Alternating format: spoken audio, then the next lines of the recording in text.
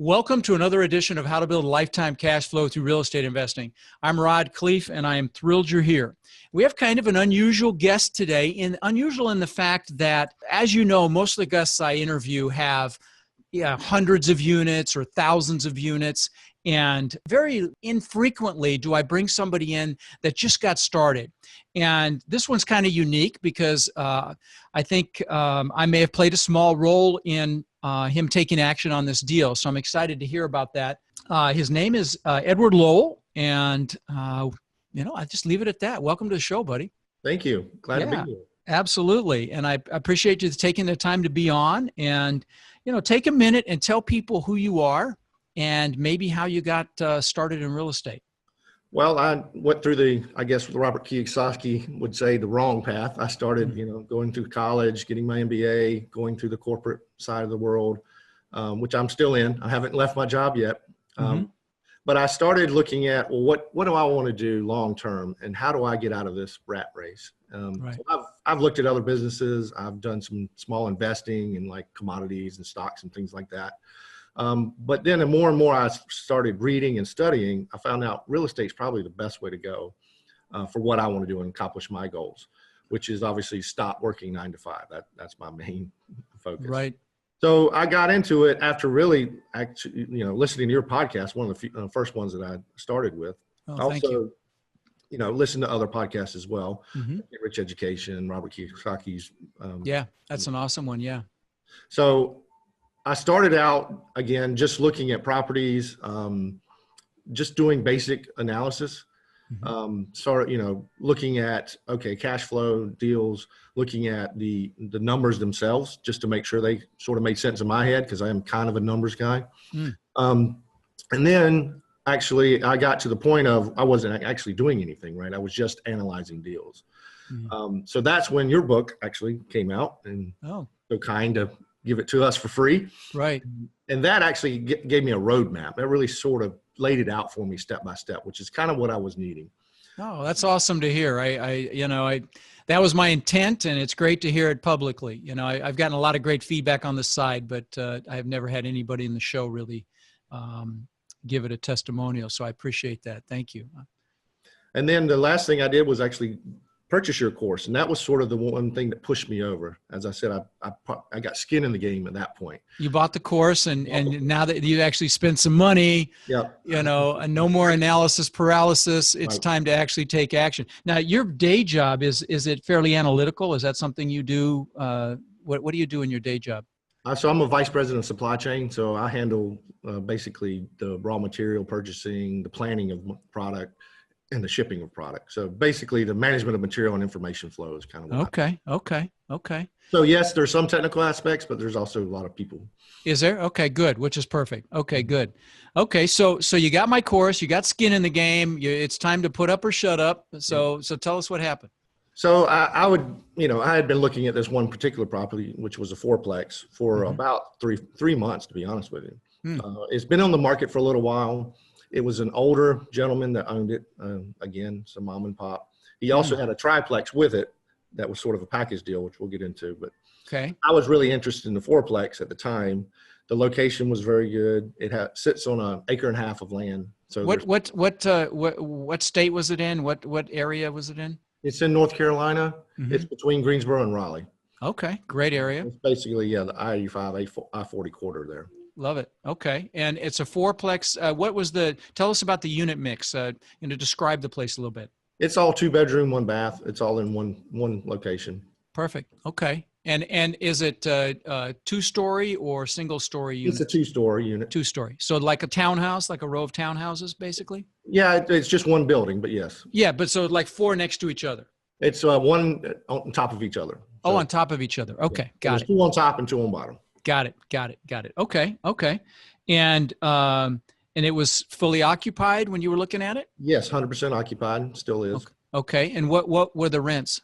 The rents are $550, so they're below market, to be honest with you. Yeah, they really are. The building probably significantly below market, actually. But you left them alone when you bought it. You just went ahead and Yes, because I literally have just closed the beginning of this month. Oh, fantastic. Oh, okay. Congratulations. That's awesome. That's awesome. Okay. Yeah, so it was owned by a mom and pop, an older gentleman. Okay. I think it had been on the market, to be honest with you, because he didn't really keep records. He Okay. wrote things on the back of napkins, and so when I started inquiring, he just didn't have any numbers. Okay, I have to stop you. Guys, that is the ideal scenario. And that's probably why it was on the market for so long, because he couldn't provide information to anybody. And this happens all the time. And when you come across a deal where you've got an old seller, and I've been to sellers' homes where literally the desk is a foot high with receipts and bills because they're horrible accounting and horrible bookkeepers. And, you have to try to make sense of what they've got. Those can be phenomenal deals because buyers want certainty. They want to know what they're buying. So I just want to flag that, because that can be an incredible opportunity when you get that, because a lot of people could have looked over it because they couldn't get the information they needed. So that's probably why it was on the market a while. So continue. I agree with you. I believe that was the case. So I obviously walked the property and looked at it and thought it had the potential. The next step for me was to actually get an inspection done, because he didn't really have any records. So I had to get some kind of inspection. Sure. Well, that's always smart. I mean, unless you're a contractor and you know everything about everything relating to mechanical and plumbing and electrical and structure and all that, you're really dumb not to get it inspected. And guys, I mean that for any purchase, period. Get it inspected. Unless you're super confident in your ability to evaluate a property. So I guess I jumped a little bit ahead. So I did a letter of intent. You did? Okay. All right, good. And that started the negotiation process, really. He was asking $464, I believe it was, for both properties, the fourplex and the triplex. Okay. And we settled at $300. Holy cow. Good work, brother. Holy cow. 464 to 300. That's fantastic. So he was motivated. He was motivated. And I think, by the end, he was really motivated, because I'll just bring this up. Once I had the inspection done, we found out the roofs really need to be repaired. Okay. So we were really sitting at 315, and we renegotiated back to 300. No kidding. Wow. So you were at 315, you had it inspected, and the roofs need to be redone, and you got another 15 grand. You retraded. Yep. Fantastic. So everything else was just minor, you find minor things. Sure. And you got to, and guys, don't retrade if it's minor. Renegotiate. That's right. The retrade equals renegotiate. Don't renegotiate if it's minor, because you get a bad reputation, but roofs is not minor. And if it wasn't disclosed or wasn't obvious, then it's absolutely okay to renegotiate. So you got it for 300. How did you finance it? Conventional financing. Okay. So 25% down. How much down? 25% down. 25% down. Two different loans, one for the fourplex, one for the triplex. Okay. And what do you anticipate your cash flow to be when you're all said and done here? Right around 17%. Fantastic. Cash on cash return. Fantastic. All right. You're not even giving me a dollar amount. You're just going to give me the cash on cash return, which is the way you guys should evaluate these deals. Good for you. That is fantastic. So the duplex, what's this story there? Is it same unit mix, or are they ones, twos? The other one was a triplex, and it was triplex. That's right. It's one story and just 3 units. It's like an L shape. Okay.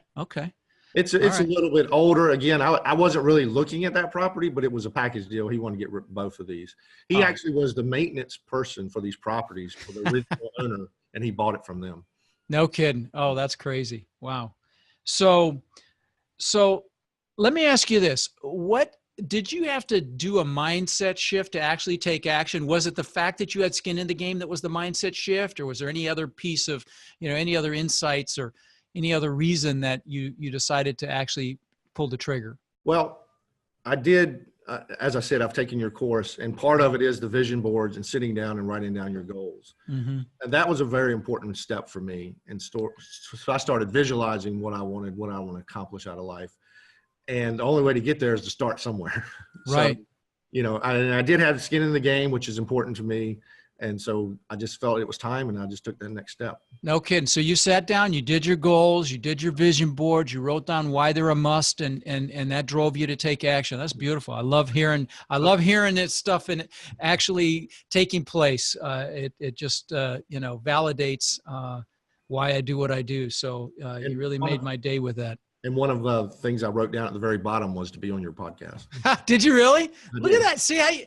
See how this works, guys? I mean, as you say it, so shall it be. You just have to declare it, and then you start working towards it. And here you are, and adding value for sure. Because I promise you, there are people listening that are right where you were. They're in their job. They know they want this. They know they need to take action, and it's just a matter of doing it. You know, like Nike says, just do it. Yep. So now that was the hard part. You know you can do it now. Right. So you know there's nothing to stop you now. So are you still looking? What Yes. are you up? Okay. I am. And I actually expanded my area a little bit. So I'm basically within an hour's drive of where I live. I'm looking at properties.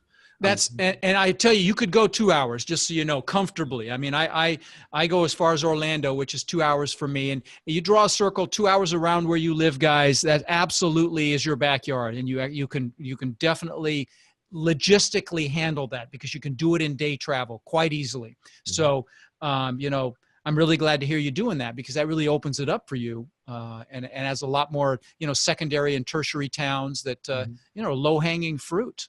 So. Fantastic. Yes.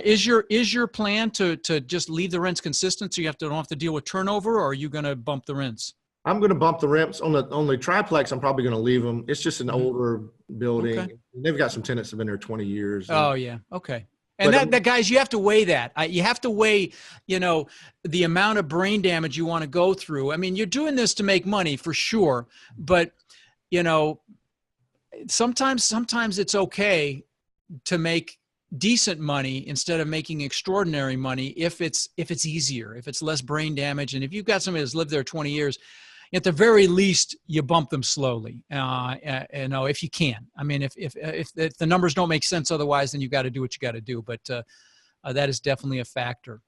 Yeah, on the fourplex, they're definitely too far below rent market. Right. So I'm going to move those, but I'm not going to do it right this second. I'm just sort of, I've got a property management company we've gone through. Oh, you do? Okay. Yes.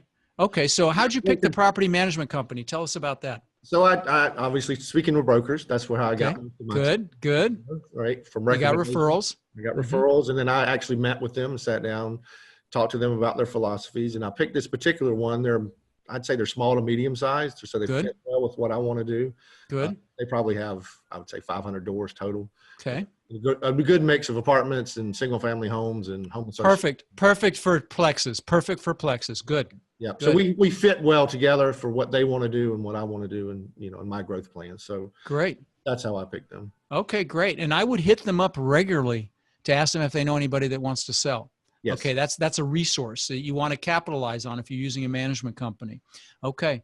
Yeah, fantastic. I have calls with them. Good. And you know, and guys, and I talk about this, but you know, when you're evaluating property management companies, a couple of high-level things that I'll mention to you real quickly. And I talk about one of them in my book, but not both of them. One of them is be very cognizant of how they handle maintenance, because maintenance can be a real profit center for a management company. You know, they'll hire some kid at $15 an hour and bill them out at 60 or 70. So you want to ask questions about that. You know, do they use their own employees? Do they use contractors? Do they upcharge? You know, how do they handle that? When do they call you? What sort of a dollar limit have you placed on your approval process for them to do work? So that's number one. Dig in there so that you don't get screwed.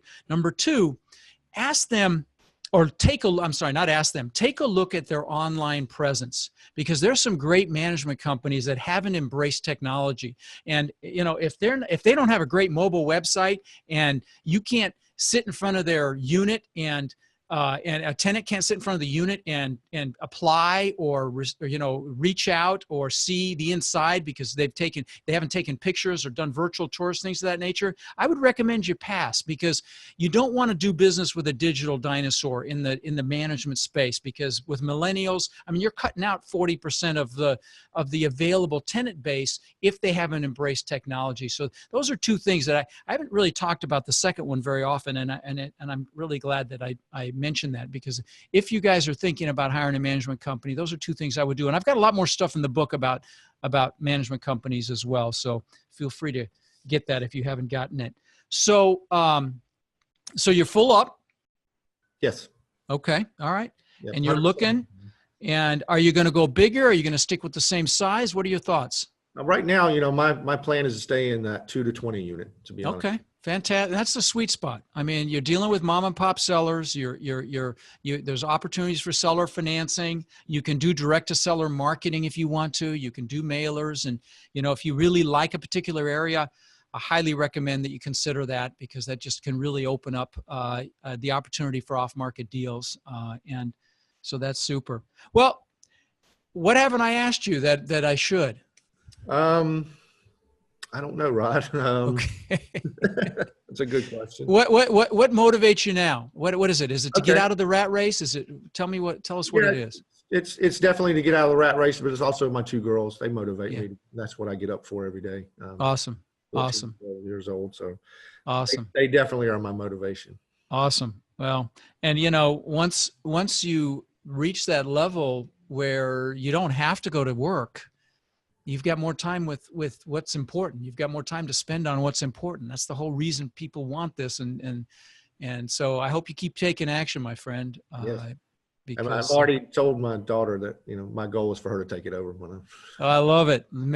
Start a legacy, guys. That's beautiful. Start a legacy and create a legacy. That's it doesn't get any better than that. Well, thanks for being on the show, my friend. I really appreciate your valuable time, and I'm definitely let me know how things go as you move forward. I will. Thank you, Rod. All right, buddy. Take care. Bye. Thank you for listening to the Lifetime Cash Flow Through Real Estate Investing podcast. If you've enjoyed the show, please subscribe and then take a moment to visit iTunes and leave a 5-star rating and review. For more resources to connect with us further, please visit our website at lifetimecashflowpodcast.com. Tune in next week for our next show.